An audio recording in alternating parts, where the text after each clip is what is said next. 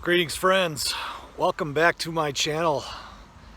After a nice trip to Texas, I'm back home in Illinois and coming to you from the north suburbs in Volo, Illinois, and the Volo Auto Museum and Showbiz Pizza place. That was quite a surprise as I was researching here that Showbiz still exists. They have the animatronics and the pizza, so that's one thing I am going to check out later.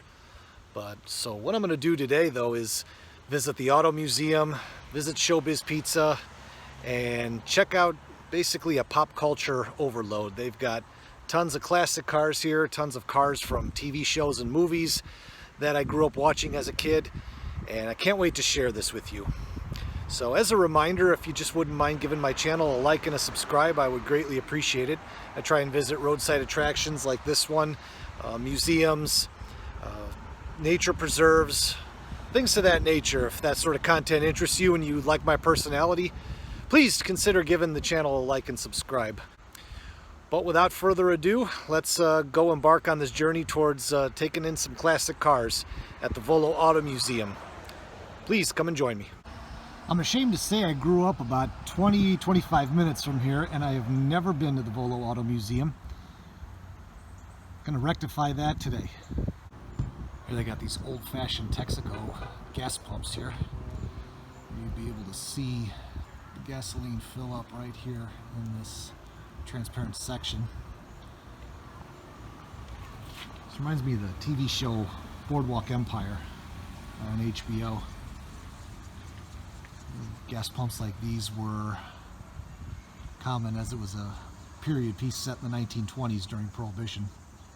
I did see something like this in one of the episodes. And an old Sinclair gasoline logo. This takes me back to the 80s, living in Cedar Rapids, Iowa. We had a Sinclair gas station near our house where we would always stop for gas if we were at home. And this was back in the times when they would come out and pump your gas for you. It certainly takes me back. And an old school Texaco sign. One of my bucket list items is to do the Route 66 trip someday, and I've seen others do it, and this sign is featured quite prominently along Route 66. This here was a road grader, because back in the day roads weren't paved, so these would grade the roads for you. Pulled, I should say, by horses. This is the 1905 Volo Highway Department. And that right there is what would smooth out the roads. Here's a picture of what roads look like in 1920s and why machines like this were necessary. Batman Spotlight. This looks more like circa 1989 Michael Keaton Batman. Right here, the front entrance to the building.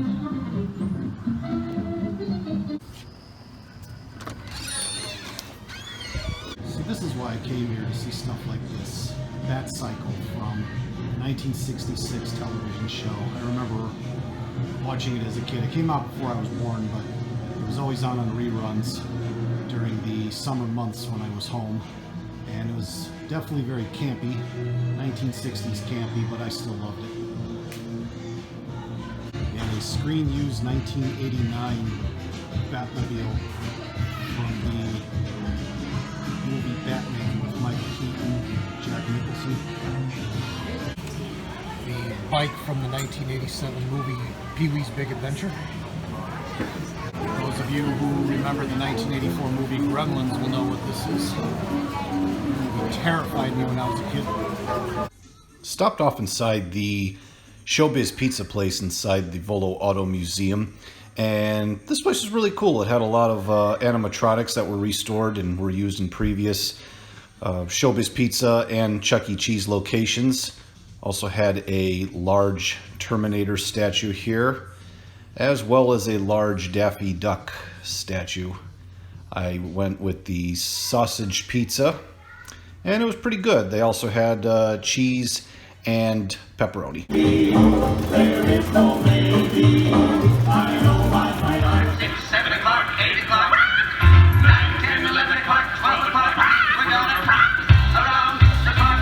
Some information on the first automobile. A monumental invention that changed the It says this car is a reproduction made in 1986, the 100th anniversary of its creation. It runs just like the original. That's the car showroom. Several of these vehicles are available for purchase. Always had a love for the Mustang. This is the 1968 version. And what I consider to be the crown jewel, the 57 Chevy Bel Air. And you can own it for almost $107,000. Definitely well out of my price range.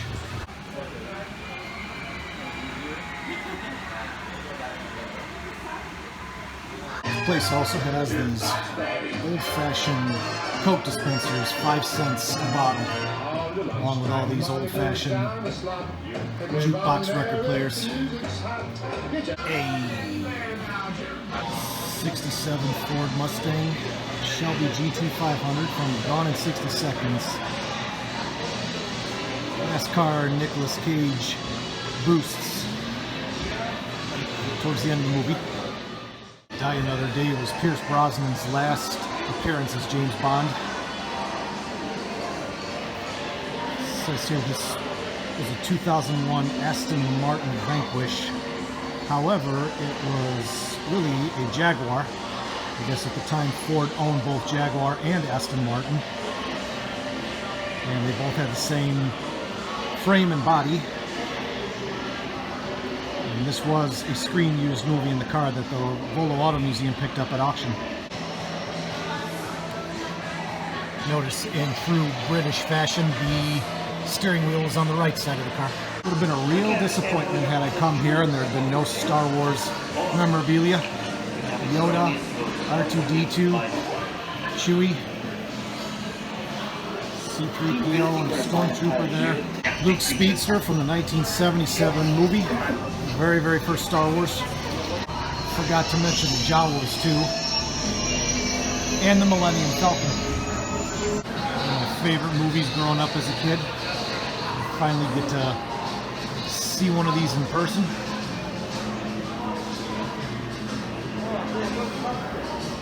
Complete with the Ecto-1 license plate. Looks to be Peter Venkman from the Ghostbusters cartoon. The reason I could tell is because I remember he looked absolutely nothing like Bill Murray. You know, the part I always laugh at hysterically still to this day from Ghostbusters is when the guys are on their very first mission and they mistake the hotel maid for a ghost and they start spraying their proton packs at her. I still crack up at that every single time. I don't believe it. It's that bleep box Dodge again. Now, The Blues Brothers was the very first R-rated movie my parents ever let me watch, so standing here with the Bluesmobile is quite an important moment for me. I am geeking out here a little bit, so don't mind me. First you trade the Bluesmobile for a microphone, then you lie to me about the band. Now you're gonna put me right back in that joint. Okay, back to the tour. Mentioned at the beginning of this video that it's gonna be pop culture overload in this place. I was not joking around there. 1969 Dodge Charger, General Lee from the TV show Dukes of Hazzard. This one was signed by members of the cast. Cooter, Roscoe, Nick. Dukes of Hazzard was my very first show that I ever remember watching and remembering that I couldn't miss it when it came on. In fact, I would be heartbroken as a young kid anytime it got preempted. Again, I have to geek out here standing next to this car. after seeing it so many times on TV. I should be standing here with this General Lee. It's pretty awesome right now. Thought this was interesting. A 1930 Ford model, a Snowbird U.S. mail carrier for gathering mail in the snow to people in rural Wisconsin.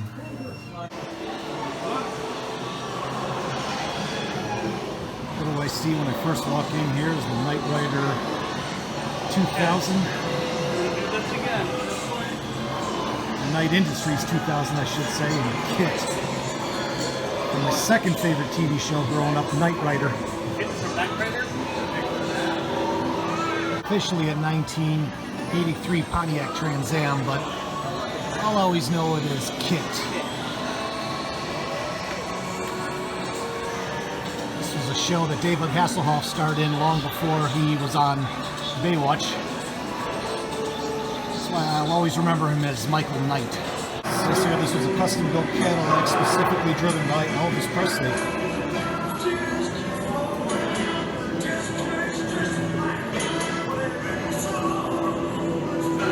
This place isn't just about cars, but it has movie props as well.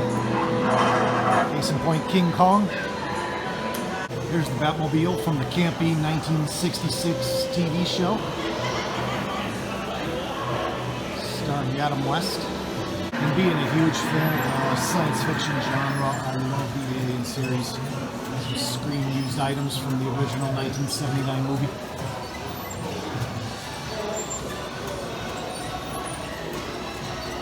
You think you hate it now, but maybe you drive it. This one comes complete with the Lou Glutz motor sticker, made by Eugene Levy in the movie National Lampoon Vacation. The crazy thing is I always thought this was one of the ugliest cars I've ever seen, but it just added to the mystique that was this awesome movie. And this one comes with the dead Annette on top of the roof. The DeLorean from Back to the Future. I remember seeing this movie when it first came out when I was 5 years old in 1985. This one, I'll go up a little closer. This one has the Mr. Fusion box. So it looks like this probably was used in the second and third Back to the Future movies. This one comes with the Mattel hoverboard.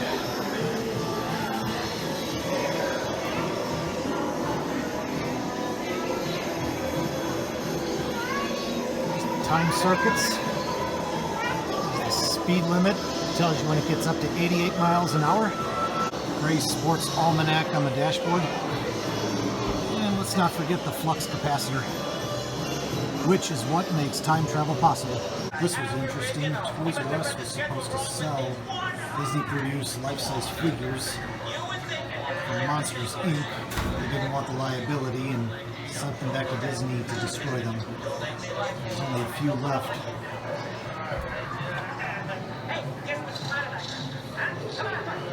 Old school house cabins, 1928 house car from Ford. Each is equipped with conveniences like a bathtub, stove, and even ice boxes. Cozy cottage. 1936. Tourist cabin, 1930s. The typical tourist cabin was modest with a double bed, a table and chairs, a small wood-burning stove, and a wash basin. Check out this 1949 Spartan prototype, only one ever built.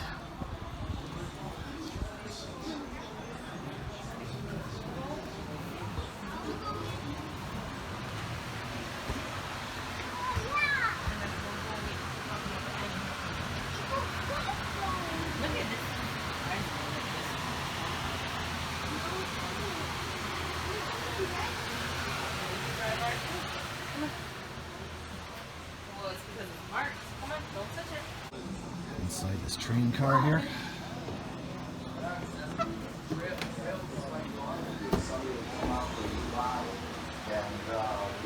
Try it out and find out that this is pretty efficient.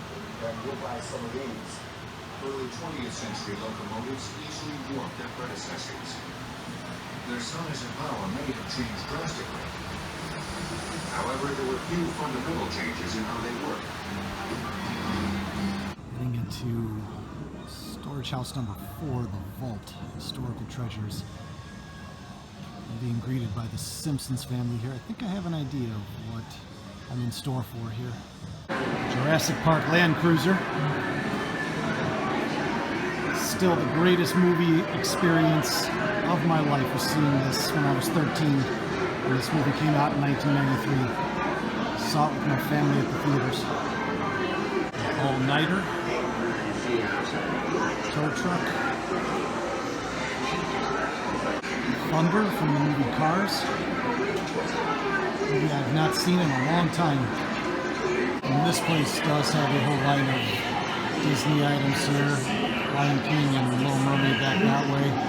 Beauty and the Beast. Cinderella.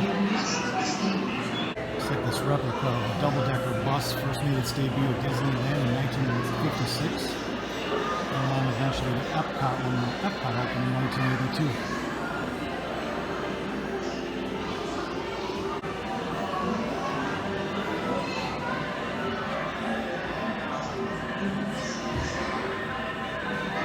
And the trifecta is complete with the Christian Bale version of the Batmobile.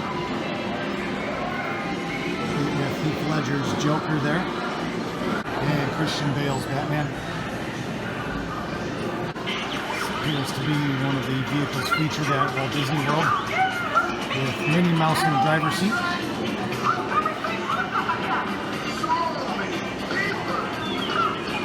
Walt Disney himself there. Ringling Brothers and Barnum and Bailey Circus organ here. Play me. Alright, we'll give it a shot.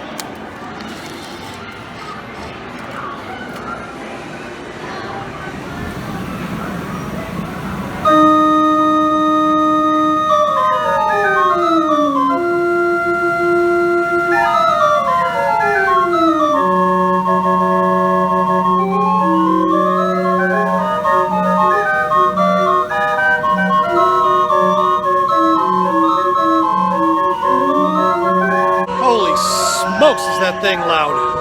Fred Flintstone mobile. Man, that Ringling Brothers organ is still playing.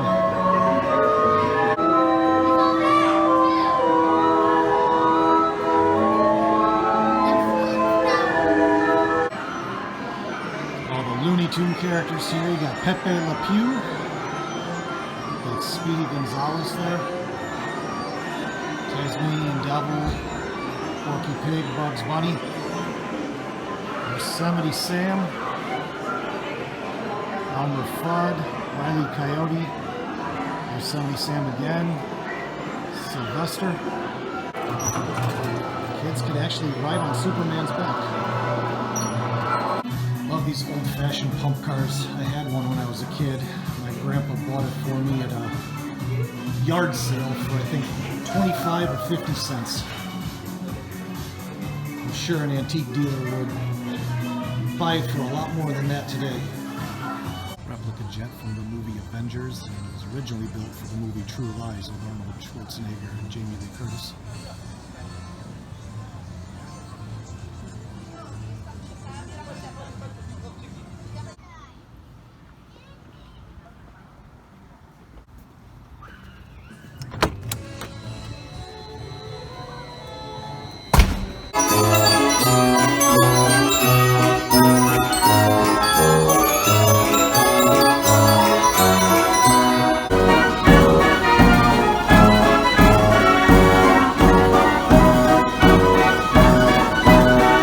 Stop to make before heading home at the Jurassic Gardens Animatronic Park.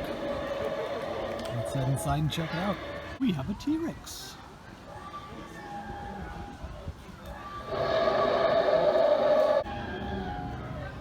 Wait. Another Tyrannosaurus Rex inside here.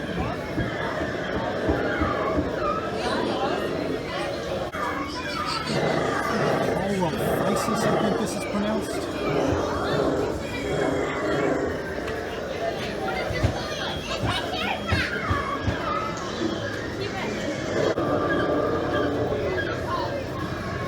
There's a map showing a distribution of dinosaur fossils from around the world.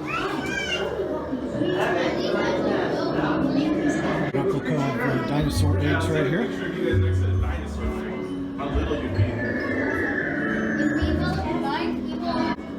Replica skeletons. Skeleton of a velociraptor.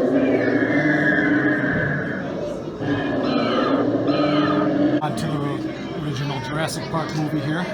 Velociraptor in a high voltage cage.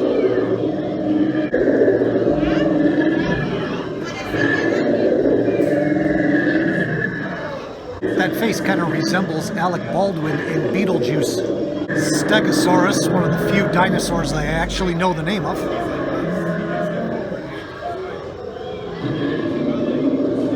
And even before Jurassic Park came out, the Triceratops was my favorite dinosaur.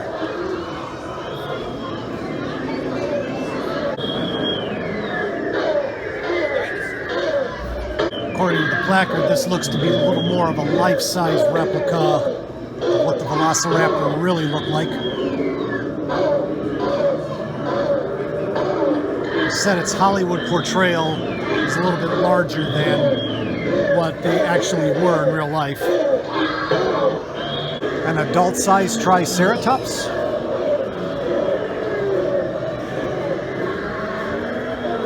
This place does have Mold-A-Rama or Mold-A-Matic, if you are into that kind of stuff. Not really my cup of tea, but they do have them here if these are things you collect. So thank you again for joining me today at the Volo Auto Museum in Jurassic Gardens in Volo, Illinois, about an hour or so northwest of the city of Chicago. Gotta say, it was nice to come here for the first time. As I mentioned at the beginning of my video, I grew up not 20-25 minutes from here, and this is my first time attending this place, so definitely have to make a return trip here someday. But this has been a fun YouTube journey so far. I appreciate you all joining me on it. Looking forward to continuing on this journey through this medium. Again, if you wouldn't mind giving my channel a like and subscribe, I try and visit places like this, as well as other types of museums and roadside attractions, nature preserves, and historical places. If that sort of content interests you, I'd love it if you'd give my channel a like and a subscribe. If you would like to take it a step further, you can visit my Patreon account and consider a donation. I'll put a link in the description below. Well, signing off here from Volo, Illinois. Can't wait to see you in my next video.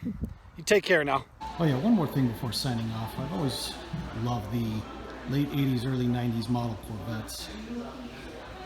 And it was always a goal of mine to be able to buy one of these for my dad someday, but circumstances have not allowed for it yet. Oh well, maybe someday. And if you care to donate, I wouldn't be opposed.